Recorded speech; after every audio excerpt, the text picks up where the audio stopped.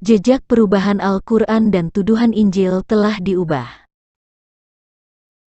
Bagi yang tertarik terhadap isi yang disampaikan video ini, silahkan di-subscribe dan tekan loncengnya, supaya konten-konten baru yang kami sajikan secara otomatis Anda akan mendapatkan notifikasi. Konten-konten yang kami sajikan bukan fitnah, tetapi hasil analisa dengan dalil yang jelas dan diambil dari kitabnya sendiri, bukan opini orang. Silahkan video ini di-share ke banyak orang, barangkali melalui video ini akan ada jiwa yang terselamatkan. Dari sejak munculnya agama Islam, agama Kristen selalu menjadi korban fitnah dari mereka. Kristen disebut orang kafir, Injil telah dipalsukan dan Kristen adalah pengikut Paulus, yang disalib adalah Dajjal sedangkan Yesus tidak disalib. Itulah fitnahan yang sering mereka ucapkan. Itu mereka lakukan karena Al-Quran yang mengajarkan, sebab Al-Quran telah berubah seiring dengan perubahan kiblat mereka. Untuk menjawab itu, saya mencoba menggali keterangan Al-Quran tentang dirinya. Seumpama seseorang menuduh saya sakit, sementara saya tidak merasa sakit, maka saya berhak mencari tahu latar belakang seseorang itu, apakah dia dokter sungguhan atau dokter gadungan. Penjelasan di video ini hanya didasarkan kepada narasi yang tertulis di dalam Al-Quran. Jika fakta sejarah, bukti arkeologi tidak sesuai dengan pernyataan Al-Quran, itu adalah kasus lain. Seumpama saya memeriksa kerusakan mobil seseorang dan mobil yang sama diduga adalah mobil curian, maka saya tidak berurusan dengan itu. Isi Al-Quran memiliki dua versi, yaitu Yerusalem dan Ka'bah. Keduanya tidak sejalan bahkan bertolak belakang. Versi Yerusalem saya sebut sebagai ajaran yang membenarkan Taurat dan Injil, sedangkan versi Ka'bah adalah ajaran yang menentang Taurat dan Injil, ayat-ayat siluman, yang membelokkan ajaran yang pertama. Di Quran Surah An-Nisa ayat 82 sudah dikatakan, maka tidakkah mereka menghayati Al-Quran, sekiranya Al-Quran itu bukan dari Allah, pastilah mereka menemukan banyak hal yang bertentangan di dalamnya. Subtopik yang dibahas dalam video ini adalah Nuzul Al-Quran versus sejarah penulisan Al-Quran. Latar belakang dan tujuan turunnya Al-Quran versi Yerusalem. Perubahan kiblat dari Yerusalem ke Mekah adalah pertanda murtad. Al-Quran versi Ka'bah memutarbalikkan sejarah dan melakukan fitnah kepada Yahudi dan Nasrani. Perubahan kiblat mengubah status Muhammad dari pemberi peringatan menjadi Rasulah. Nuzul Al-Quran versus sejarah penulisan Al-Quran. Nuzul Al-Quran. Peristiwa Nuzul Al-Quran merupakan peristiwa turunnya ayat Al-Quran yang pertama kepada Muhammad hingga seterusnya secara bertahap sampai lengkap sebagaimana kitab Al-Quran yang ada pada hari ini. Peristiwa Nuzul Al-Quran terjadi pada malam Jumat, 17 Ramadan, tahun ke-41 usia Muhammad ketika dia sedang beribadat di Gua Hira.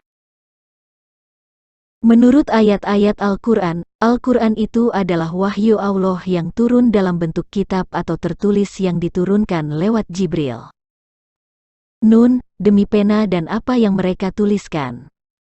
Yang mengajar manusia dengan pena atau kalam. Yang membacakan lembaran-lembaran yang suci, Al-Quran. Dan di ayat lain disebut bahwa Allah menurunkan Al-Quran dalam bentuk kitab.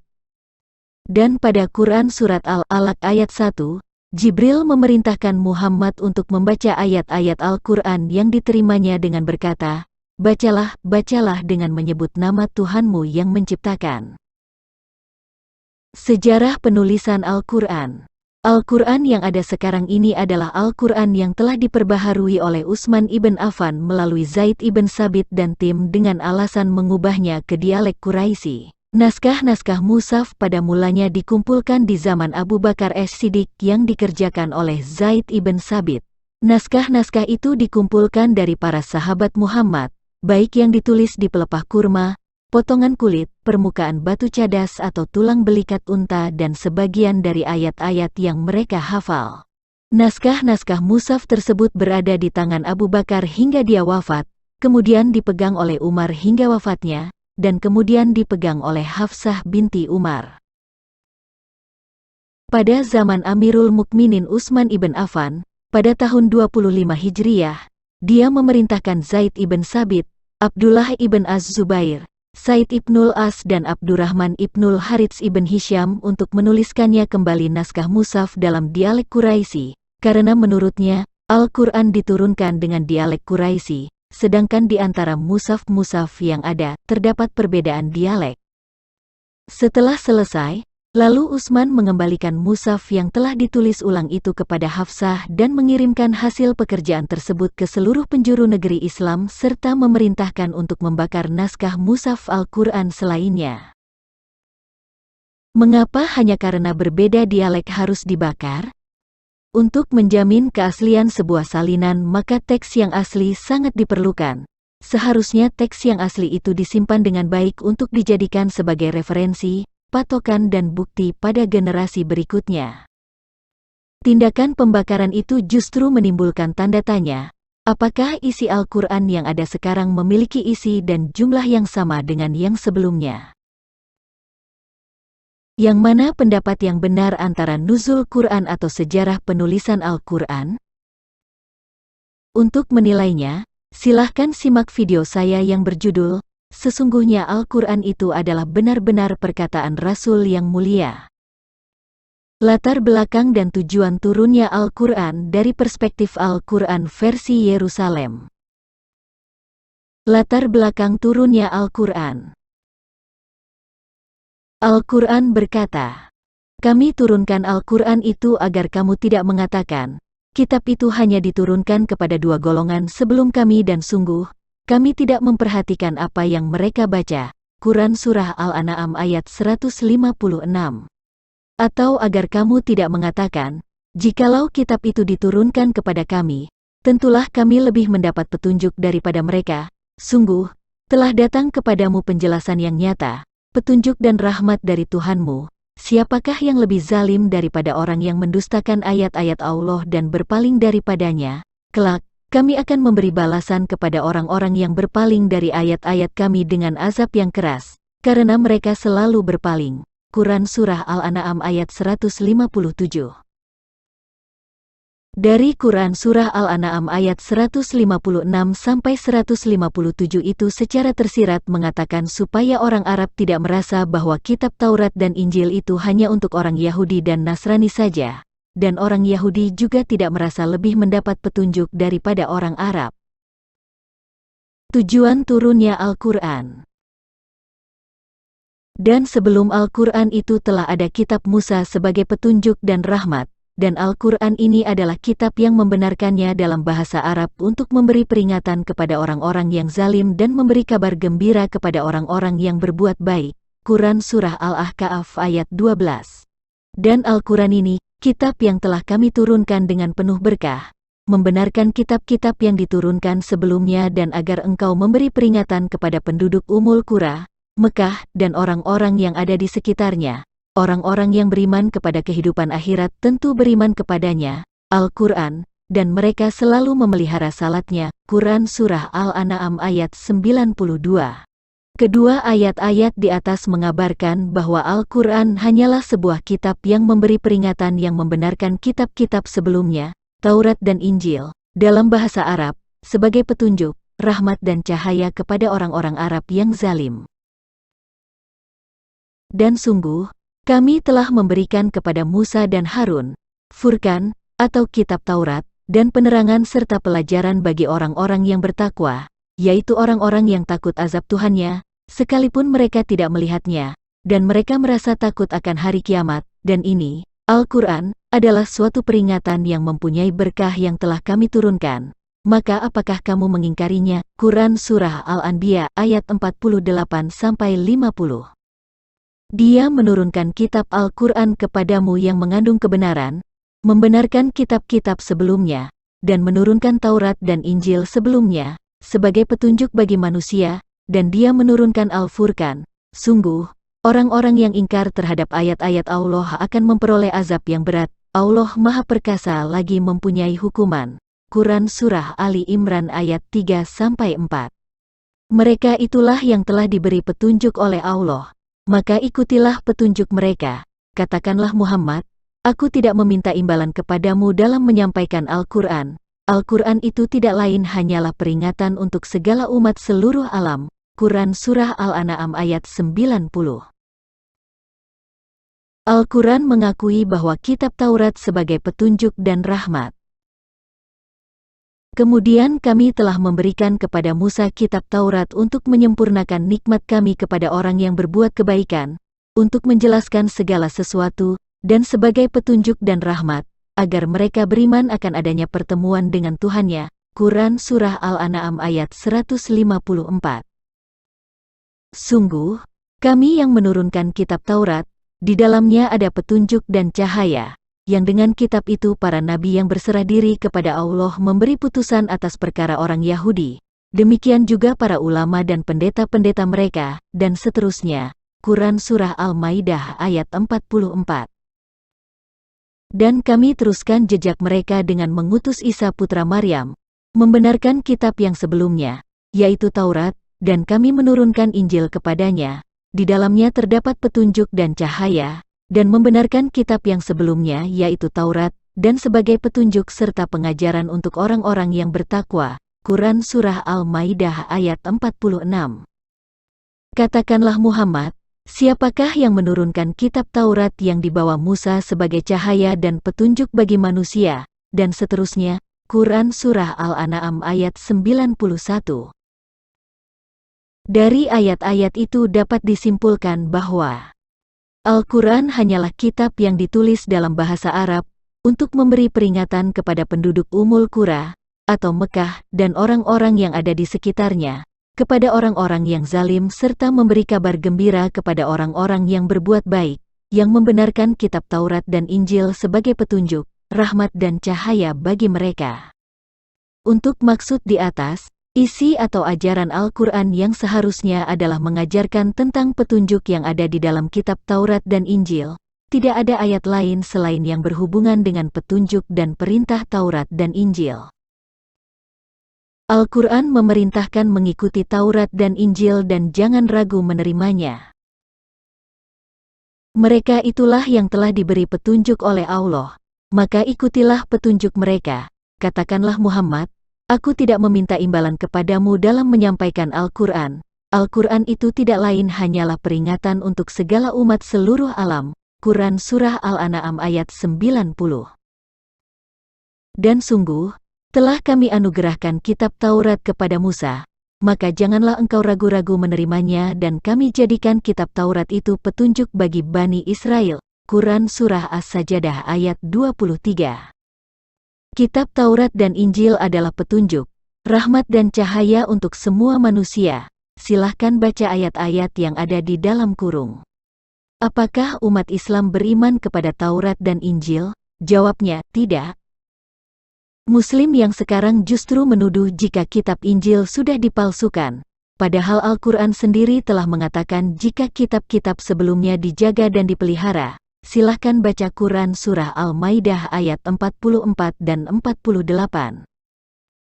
Sedangkan Al-Quran sekarang sudah jauh menyimpang dari ajaran Taurat dan Injil, Tuhan dan sorganya pun berbeda. Isi Al-Quran seharusnya selaras dengan isi Alkitab. Ada dua ayat sebagai petunjuk utama yang saya dapat dari Al-Quran. Quran Surah Asy-Syu'ara, ayat 196-197. Dan sungguh, Al-Quran itu disebut dalam kitab-kitab orang yang terdahulu. Artinya, semua ayat-ayat Al-Quran terkandung di dalam kitab Taurat dan Injil. Apakah tidak cukup menjadi bukti bagi mereka, bahwa para ulama Bani Israel mengetahuinya? Jika ada ayat-ayat Al-Quran yang tidak terkandung di dalam kitab Taurat dan Injil, sudah pasti para ulama Bani Israel tidak mengetahuinya.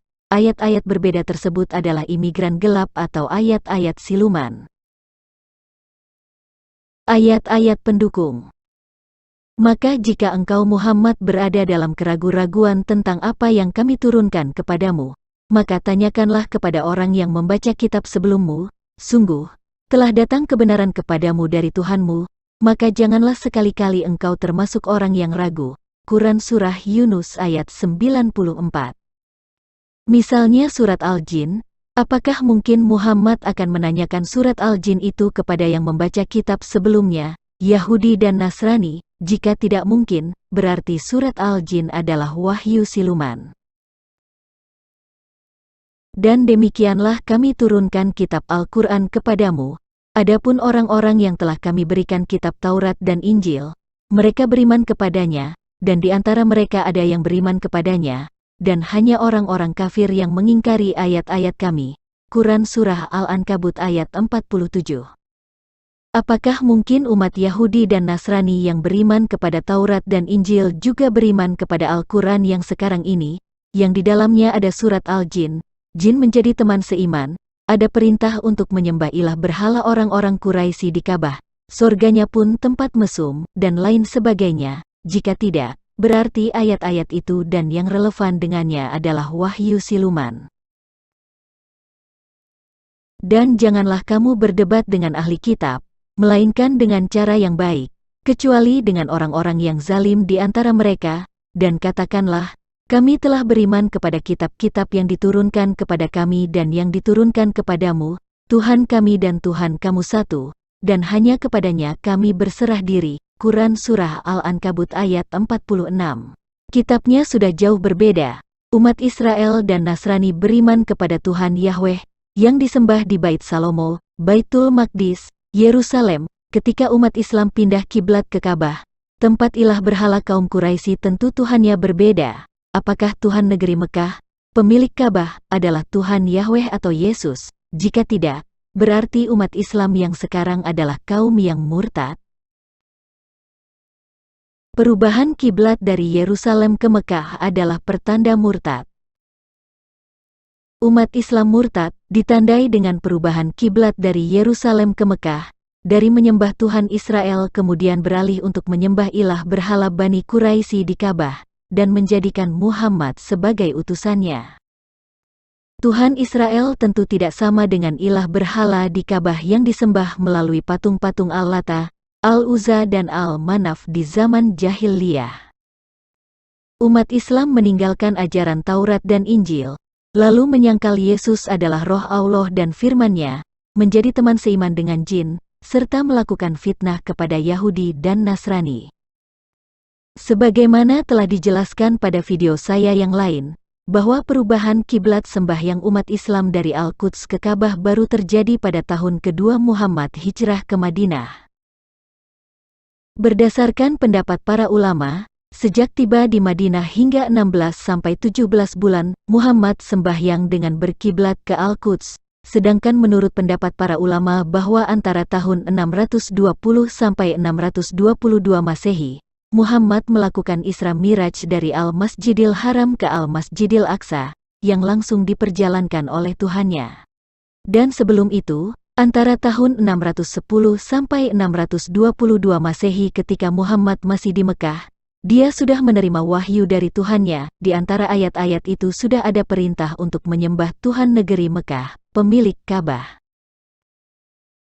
Pertanyaan: bagaimana logikanya Muhammad berkiblat ke Al-Quds, sedangkan wahyu yang diterimanya selama di Mekah sudah memerintahkan Muhammad untuk menyembah Tuhan negeri Mekah, pemilik rumah Ka'bah? Apakah masuk akal Muhammad langsung lupa kepada Tuhannya di Ka'bah, yang memperjalankannya Isra Miraj dari Ka'bah ke Al-Masjidil Aqsa antara tahun 620 sampai 622 Masehi, 2 tahun yang silam?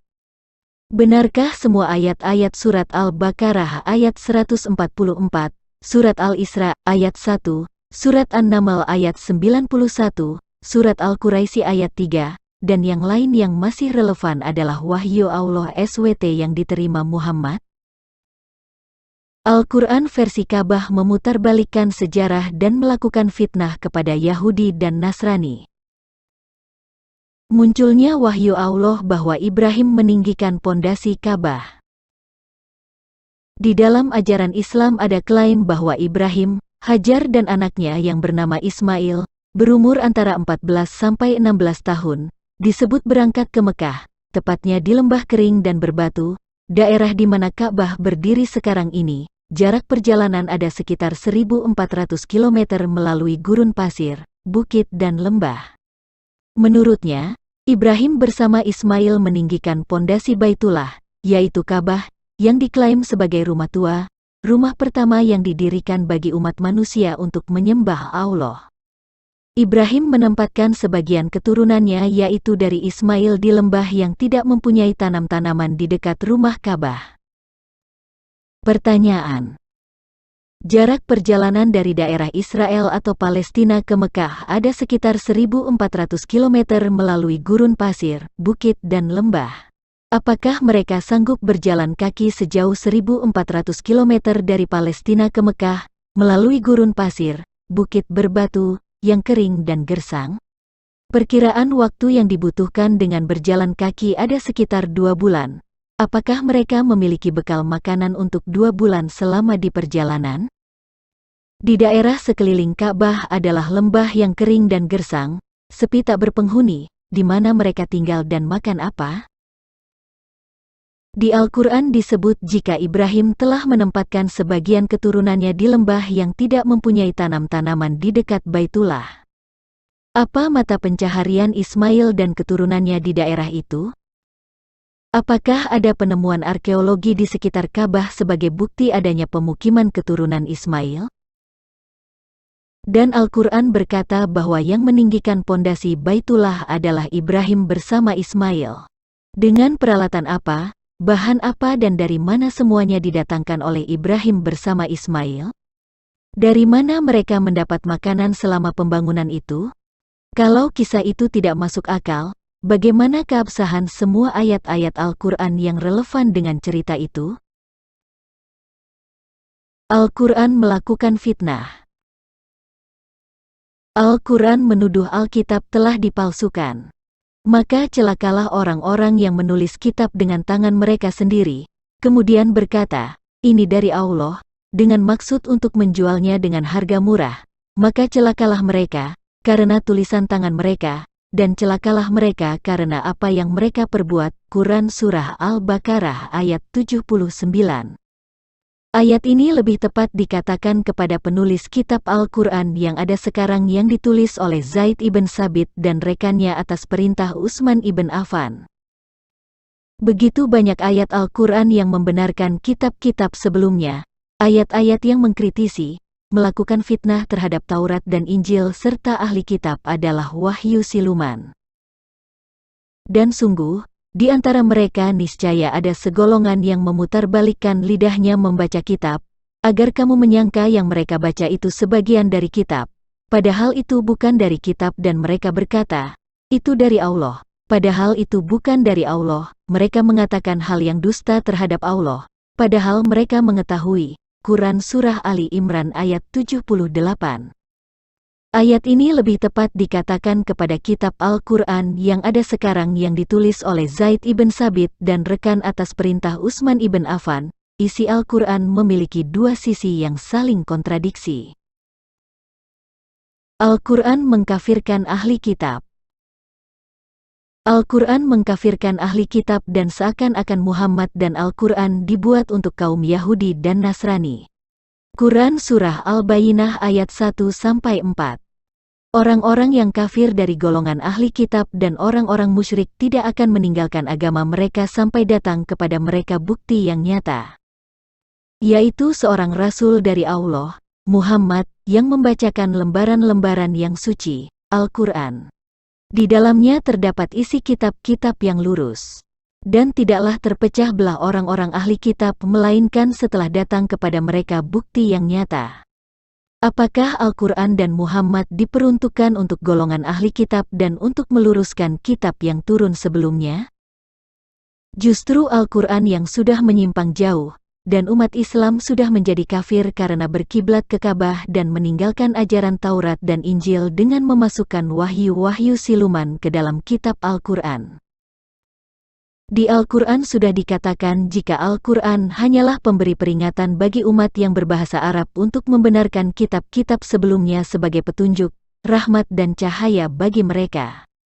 Di Quran Surah Al-An'am ayat 90 sudah dikatakan, mereka itulah, yaitu para nabi dari Bani Israel, yang telah diberi petunjuk oleh Allah, maka ikutilah petunjuk mereka. Katakanlah Muhammad, aku tidak meminta imbalan kepadamu dalam menyampaikan Al-Quran. Al-Quran itu tidak lain hanyalah peringatan untuk segala umat seluruh alam. Oleh karena itu, umat Islam yang seharusnya mengikuti kitab Taurat dan Injil, dan beriman kepada Tuhan yang menurunkannya. Di Quran Surah Al-Maidah ayat 44 sudah dikatakan, sungguh, kami yang menurunkan kitab Taurat, di dalamnya ada petunjuk dan cahaya, yang dengan kitab itu para nabi yang berserah diri kepada Allah memberi putusan atas perkara orang Yahudi, demikian juga para ulama dan pendeta-pendeta mereka. Dan di Quran Surah Al-Maidah ayat 47 sudah dikatakan, dan hendaklah pengikut Injil memutuskan perkara menurut apa yang diturunkan Allah di dalamnya. Oleh karena itu para ahli kitab tidak punya urusan dengan Al-Quran dan Muhammad, apalagi sudah berkiblat ke Ka'bah, tempat ilah berhala Bani Quraisy. Al-Quran versi berkiblat ke Ka'bah banyak memutarbalikkan pernyataan Al-Quran versi sebelumnya. Allah dan Al-Masih Isa putra Maryam sebagai Tuhan yang Maha Esa pada Quran Surah At-Taubah ayat 31 dan Quran Surah An-Nisa ayat 171, maknanya dibelokkan untuk menyangkalnya. Quran Surah At-Taubah ayat 31. Mereka menjadikan orang-orang alim, dan rahib-rahibnya sebagai Tuhan selain Allah dan Al-Masih putra Maryam, padahal mereka hanya disuruh menyembah Tuhan yang Maha Esa, tidak ada Tuhan selain Dia, Maha Suci Dia dari apa yang mereka persekutukan. Yang dilarang pada ayat ini adalah menjadikan orang-orang alimnya dan rahib-rahib mereka sebagai Tuhan. Sebab Tuhan yang sesungguhnya adalah Allah dan Al-Masih putra Maryam. Tuhan yang Maha Esa di sini adalah Allah dan Al-Masih putra Maryam, sebab Al-Masih adalah roh Allah dan firman-Nya. Quran Surah An-Nisa ayat 171. Al-Masih adalah roh Allah dan firman-Nya, yang artinya, Al-Masih adalah Allah itu sendiri yang menjelma menjadi manusia, bukan pribadi lain yang dipersekutukan.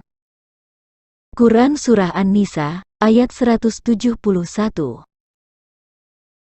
يا أهل الكتاب لا تغلوا في دينكم ولا تقولوا على الله إلا الحق إنما المسيح عيسى بن مريم رسول الله وكلمته ألقاها إلى مريم وروح منه فآمنوا بالله ورسله ولا تقولوا ثلاثة انتهوا خيرا لكم إنما الله إله واحد سبحانه أن يكون له ولد له ما في السماوات وما في الأرض وكفى بالله وكيلا. Kalimatuhu artinya adalah firman-Nya, bukan yang diciptakan dengan firman-Nya. Ruhun minhu artinya adalah ruh darinya, bukan dengan tiupan ruh darinya. Dengan demikian, Isa adalah roh dari Allah dan ia adalah firman Allah. Terjemahan secara literal. Wahai ahli kitab, janganlah kamu melampaui batas dalam agamamu, dan janganlah kamu mengatakan terhadap Allah kecuali yang benar. Sungguh, Al-Masih Isa putra Maryam itu adalah utusan Allah dan kalimat-Nya yang disampaikannya kepada Maryam, dan roh darinya. Maka berimanlah kepada Allah dan Rasul-Rasul-Nya dan janganlah kamu mengatakan tiga, berhentilah, itu lebih baik bagimu. Sesungguhnya Allah Tuhan yang Maha Esa, Maha Suci Dia dari anggapan mempunyai anak, milik-Nya lah apa yang ada di langit dan apa yang ada di bumi. Dan cukuplah Allah sebagai pelindung.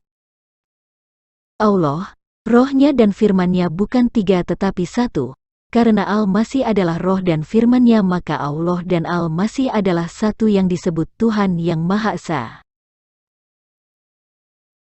Putra atau anak artinya adalah berasal dari contoh, putra daerah, anak Jakarta. Karena Al-Masih berasal dari Allah maka ia disebut anak Allah. Anak Allah bukan berarti Allah memiliki istri lalu kawin seperti yang dipahami oleh Allah SWT di Quran Surah Al-An'am ayat 101. Terjemahan Quran Surah An-Nisa ayat 171 menurut para ulama. Wahai ahli kitab, janganlah kamu melampaui batas dalam agamamu, dan janganlah kamu mengatakan terhadap Allah kecuali yang benar.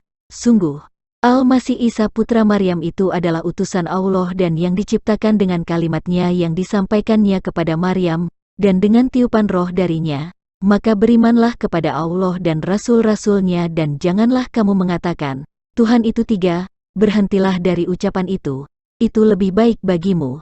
Sesungguhnya Allah Tuhan yang Maha Esa, Maha Suci Dia dari anggapan mempunyai anak, miliknya lah apa yang ada di langit dan apa yang ada di bumi, dan cukuplah Allah sebagai pelindung. Kalimatuhu diterjemahkan dengan menyisipkan kata tambahan sehingga menjadi yang diciptakan dengan kalimatnya. Demikian juga kata ru'uhun minhu menjadi dengan tiupan roh darinya. Terjadi perubahan makna, yang tadinya memberitakan jika Al-Masih adalah utusan Allah dan ia adalah firman-Nya dan roh dari Allah menjadi semacam berita tentang bagaimana Al-Masih diciptakan. Tanpa dikasih tahu pun kita sudah tahu jika Allah menciptakan segala sesuatu dengan firman-Nya. Yang mengubah-ubah makna ayat-ayat Taurat dan Injil sebenarnya adalah para ulama Islam melalui Al-Quran sehingga terkesan wahyu dari Allah, lalu menuduh para ahli kitab yang mengubahnya. Disebut utusan adalah karena Isa adalah roh Allah yang menjadi manusia dan hadir di tengah manusia sebagai firman Allah untuk melakukan kehendak Allah. Kehadirannya dengan cara dilahirkan adalah untuk karya penebusan dosa melalui darah manusianya, sebab ia menjadi manusia adalah untuk menggenapi darah perjanjian. Quran Surah An-Nisa, ayat 172.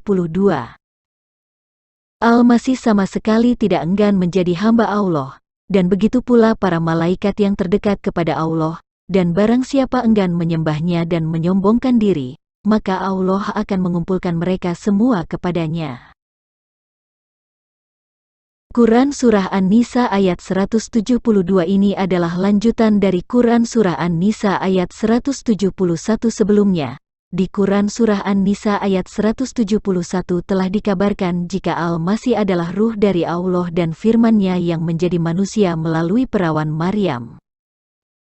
Artinya, walaupun Al-Masih adalah roh Allah dan firman-Nya, tetapi ia merendahkan diri menjadi seorang manusia, atau hamba, untuk melakukan kehendak Allah.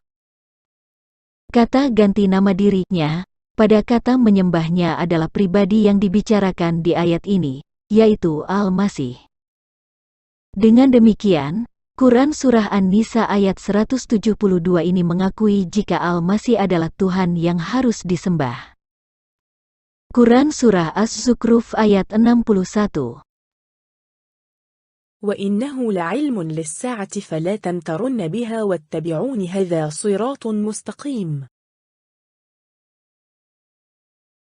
Lailmun artinya adalah ilmu, mengetahui.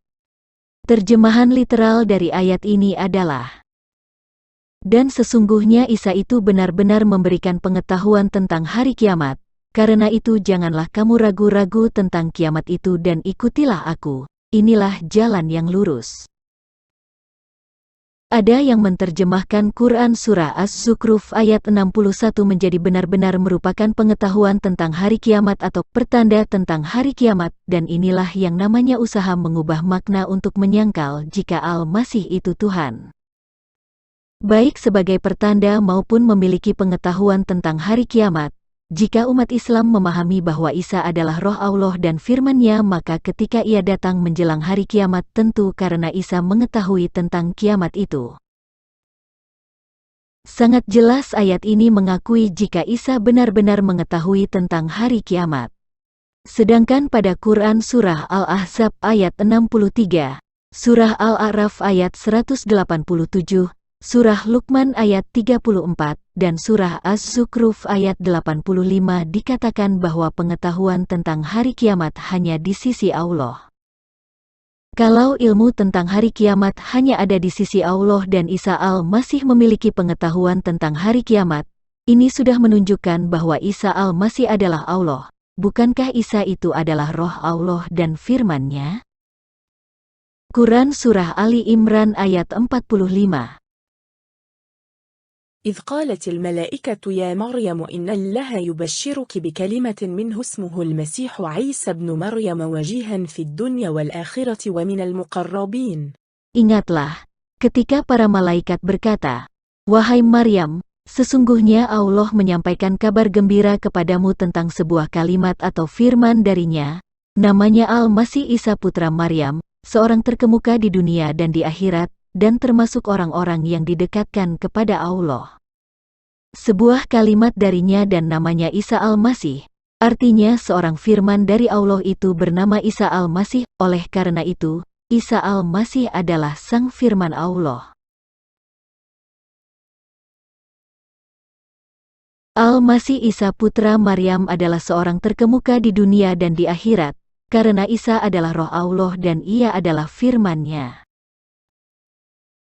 Jika Isa Al-Masih disebut seorang firman Allah, maka Allah berfirman kepada manusia melalui Isa. Allah melakukan kehendak-Nya melalui firman-Nya, yaitu Isa Al-Masih. Roh Allah menjadi manusia dan hadir di tengah-tengah manusia adalah untuk melakukan kehendak Allah, maka Al-Masih disebut diutus. Muncul ayat-ayat yang menyangkal Isa Al-Masih adalah Tuhan.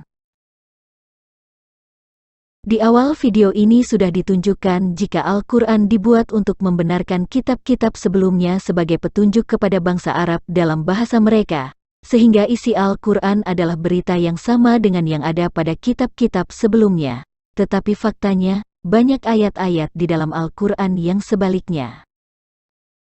Al-Quran justru berisi ayat-ayat yang bertentangan dengan Injil, menyangkal Isa Al-Masih sebagai Tuhan dan muncul ayat-ayat yang diklaim firman Allah, padahal sang firman Allah adalah Al-Masih sendiri. Ayat-ayat Al-Quran yang menyangkal Isa Al-Masih adalah Tuhan dan tanggapannya. Quran Surah Al-Maidah ayat 17.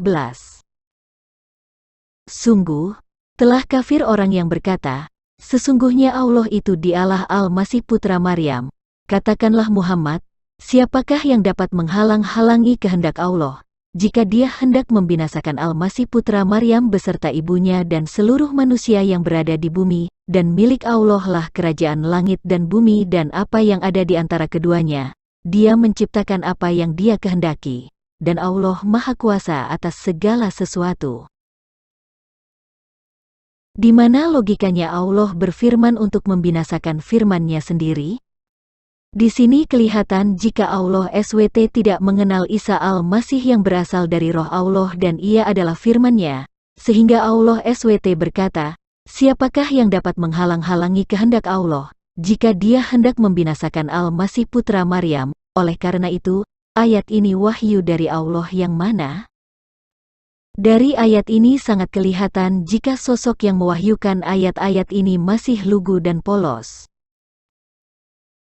Quran Surah Al-Maidah ayat 72. Sungguh, telah kafir orang-orang yang berkata, sesungguhnya Allah itu dialah Al-Masih putra Maryam, padahal Al-Masih sendiri berkata, "Wahai Bani Israel, sembahlah Allah, Tuhanku dan Tuhanmu, sesungguhnya barang siapa mempersekutukan sesuatu dengan Allah, maka sungguh, Allah mengharamkan surga baginya, dan tempatnya ialah neraka. Dan tidak ada seorang penolong pun bagi orang-orang zalim itu." Al-Masih adalah roh Allah yang menjadi manusia, atau Al-Masih disebut tidak enggan menjadi seorang hamba. Di Quran Surah Az-Zukhruf ayat 59 dikatakan bahwa Al-Masih diutus untuk menjadi contoh pelajaran bagi Bani Israel. Ketika Al-Masih mengajar dan memberikan contoh kepada banyak orang, tentu Dia akan bertindak sebagai manusia dengan perilaku yang benar, bukan bertindak sebagai Tuhan. Quran Surah At-Taubah ayat 30. Dan orang-orang Yahudi berkata, Uzair putra Allah, dan orang-orang Nasrani berkata, Al-Masih putra Allah. Itulah ucapan yang keluar dari mulut mereka. Mereka meniru ucapan orang-orang kafir yang terdahulu. Allah melaknat mereka, bagaimana mereka sampai berpaling? Apakah Anda pernah mendengar kata putra daerah? Apakah daerah itu memiliki istri lalu melahirkan putra, dan siapa bidannya? Kata putra atau anak, artinya, berasal dari. Di surat An-Nisa ayat 171, Surat At-Tahrim ayat 12. Surat Al-Anbiya ayat 91 sudah disebut bahwa Al-Masih adalah ruh yang berasal dari Allah. Oleh karena itu, ketika Al-Masih disebut putra Allah atau anak Allah, maksudnya adalah Al-Masih berasal dari Allah, sehingga tidak ada yang keliru di situ.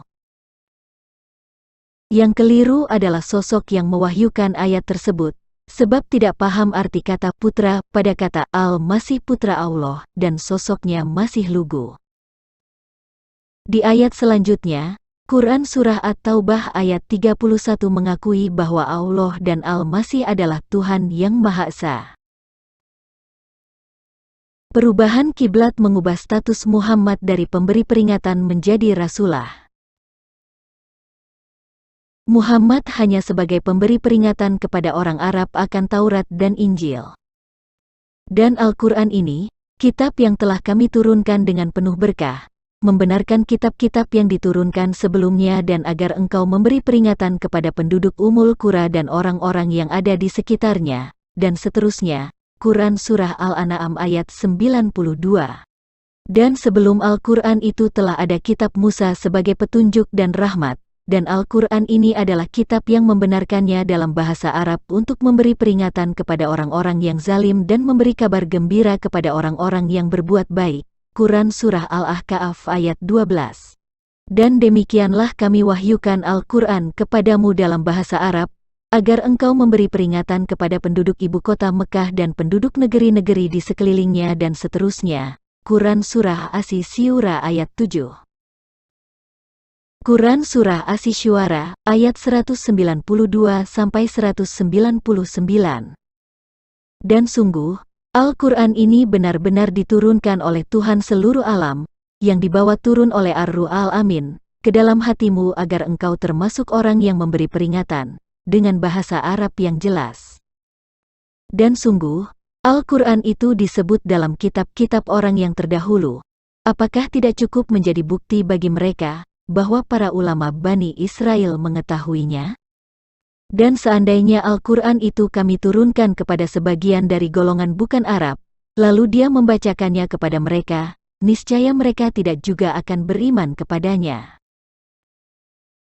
Artinya, isi Al-Quran itu terkandung di dalam kitab-kitab terdahulu. Kami menjadikan Al-Quran dalam bahasa Arab agar kamu mengerti. Quran Surah As-Zukhruf ayat 3. Sesungguhnya kami menurunkannya sebagai Quran berbahasa Arab, agar kamu mengerti. Quran Surah Yusuf ayat 2. Dan sekiranya Al-Quran kami jadikan sebagai bacaan dalam bahasa selain bahasa Arab, niscaya mereka mengatakan, mengapa tidak dijelaskan ayat-ayatnya? Apakah patut Al-Quran dalam bahasa selain bahasa Arab sedang Rasul orang Arab? Katakanlah, dan seterusnya. Quran Surah Fussilat ayat 44. Kata Rasul hanyalah sebuah tafsir. Kata kami juga cocok sehingga kalimatnya menjadi, apakah patut Al-Quran dalam bahasa selain bahasa Arab sedang kami orang Arab? Pembawa peringatan tidak sama dengan Nabi atau Rasul. Al-Quran berkata, dan orang-orang kafir berkata, mengapa tidak diturunkan kepadanya Muhammad suatu tanda atau mukjizat dari Tuhannya? Sesungguhnya engkau hanyalah seorang pemberi peringatan, dan bagi setiap kaum ada orang yang memberi petunjuk. Quran Surah Ar-Ra'd ayat 7. Dan orang-orang kafir Mekah berkata, mengapa tidak diturunkan kepadanya mukjizat-mukjizat dari Tuhannya? Katakanlah, sesungguhnya mukjizat-mukjizat itu terserah kepada Allah, dan sesungguhnya, aku hanya seorang pemberi peringatan yang nyata. Quran Surah Al-Ankabut ayat 50. Di ayat ini orang-orang kafir mengatakan bahwa Muhammad tidak memiliki tanda kenabian atau mukjizat, dan mereka mengatakan jika Muhammad hanya seorang pemberi peringatan, Muhammad pun mengakui itu.